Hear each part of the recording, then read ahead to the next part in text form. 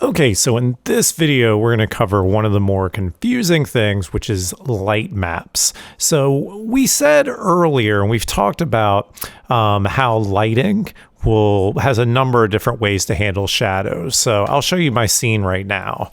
So I have these two fluorescent lights. Each one has a point light corresponding to it. There's one there, and there's one up there in the alcove, and they're casting these shadows based on the architecture here, and you can see the chairs are casting shadows.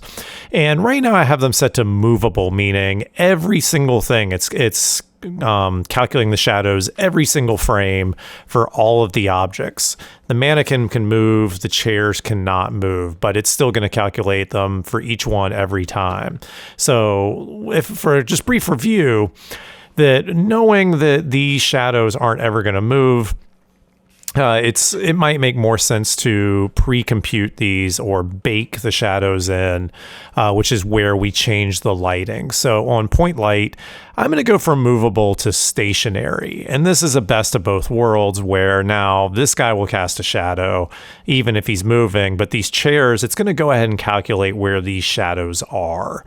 Now you might notice the second I did that, it says lighting needs to be rebuilt. I'm going to set this to, I was playing with higher quality a second ago, so let's build this really quick. It shouldn't be too long because this is super simple. And you can see a couple things happen there. So the one main one you might not have noticed is that suddenly we can see the modular architecture. We also still have shadows here, but these shadows suck. They are just like some really bad just pixels, right? Look at this stuff. It's just like that shadow, this is the shadow for that, but that does not look very good. So we have a couple problems to solve here. And I've told you this whole time not to worry about if you can see the modular architecture, meaning you can see the seams between, say, each of these floor tiles. Now, there's a couple ways to get about making this life easier, especially for walls. One is I intentionally set you up with kind of a bad workflow. I mean, it's the way we often build stuff, but one of the reasons, one of the ways around this is you can actually build the assets themselves to hide the seams, meaning, well, if I was building this and planning for it to be a column here, and if there was a column there, that would hide the seam. So that's one way, particularly for people doing like spaceships or, weird things that are already kind of modular. Other possibilities is you can bring in other architecture to cover the seams as well. So you could bring in a column or something like that. You'll often see, and you'll start to maybe notice this if you do play games, that there will often be like sort of conspicuous things covering up these sort of things. So this is one way we can kind of handle some of this. That's going to be a thing. We're going to fix this with a couple problems. The first one is, well, obviously our resolution of our shadows right now, or what it's doing to compute the shadows, is way too low. And I'm going to show you how we can kind of fix this. And we're going to have to fix it on the objects themselves. So this is another reason why I've told people kind of throughout the semester to don't rescale things, because this is going to mess with some of the things of light maps. Rescale things in terms of, architecture. How do I know it's too low? Well, the way I can see that the shadows suck, but maybe I'm not sure yet. I'm going to bring more stuff in. I'm going to go here, and we have a bunch of different optimization views we can do to see. I don't know if you actually have looked at this stuff before. You can see just wireframes or see just the whole scene unlit. We have one called optimization. This is not really going to help you other than to do what we are about to do. And we have this one called light map density. And when I click on this, you can see that everything is blue. Well, what does that mean? It means that your light maps are too low. You can see the chair here is green. So the chair is actually doing okay. If it's closer to green, it means good. And then if we get to red, it means we're making it way too complicated. So I'm going to work on the floor here because we'll see the shadows immediately. So I'm opening up our floor. This is our awesome floor thing. I know it's probably flickering like crazy on your screen, or maybe YouTube will help out with some of that badness. So we need to change what's called the light map resolution or light map density. So I'm going to type in light map to find that setting. And you can see here there's light map resolution. Now be careful, there are a few that have light map and resolution written, but we want this one that says light map resolution. Right now it's set to 8 on mine. I've been playing with this, so I forgot what it brought it in at.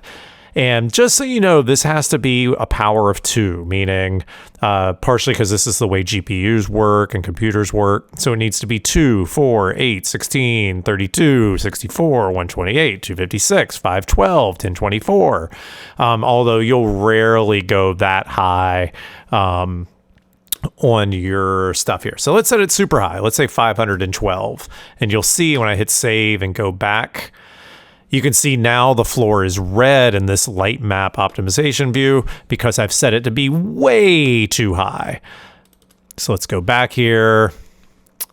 I'm just going to scroll down to the setting this time, light map resolution, and we'll change this to 128, which is probably still too high. I just want to see what color it gives. And you can see now it's getting closer to green, but it's yellow. But we want it to be as green as possible. Sometimes it falls between like blue and green or green and yellow if you're using the powers of 2. But we'll fix this. So let's do light map resolution. Let's set it to 64. And lo and behold, so if you know something this size is going to need that resolution, just out of curiosity, I'm going to switch out of this optimization view mode from light map density back to just a normal lit, and let's build our lighting again.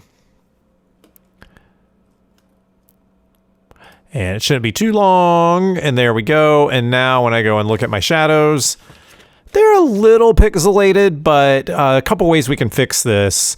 So the shadows are already looking better. We still haven't fixed the tiling on the floor yet, which is going to require another little fix. One thing that will make all of this look better is if you change the lighting quality to production. I will do it as the last pass on this. I just don't want to slow the video down. It'll take like a minute or two. So, so what is the other fix we have? You know what? Before I do that, let me fix the wall as well. I'm going to change the light map resolution again. So here it's set to 4, which is crazy low. We can probably keep it comparable to what we just did on the floor. So I just changed it to 64. See, I'm right over here, by the way, if you're having problems seeing what I'm doing. And if I hit build one more time, I didn't even build. This isn't going to do anything because I didn't really set that big a shadow. What I wanted to do is we'll change to light map optimization view here. And lo and behold, it's green too, so we're good there. I haven't fixed this. I might just leave it for now. So again, what this is telling us is all this stuff is set now. So when we build the lighting, the shadows are going to be at a decent resolution. Just so you know, I'm not lying to you totally. I'm going to duplicate this. And you can see if we scale this thing super far down, you can see now it's like, well, hey, you're too high resolution. You can see how it turned red there. Because it's dependent on what size it is in the world. All right, let's fix the next problem with the... So we might want to up basically the overall resolution of our shadows sort of across the world here. And this is going to be a world setting.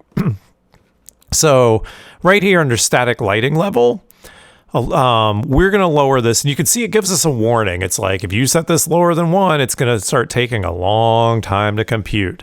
And that's what we're going to do. I'm going to set this super low. I'm going to actually go as low as 0.2.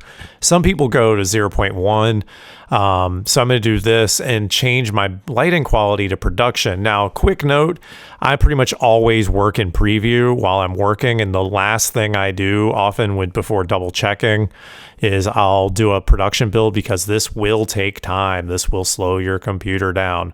So I'll hit production here and I'm going to hit build, and then I'm going to have to speed up the video here in a second.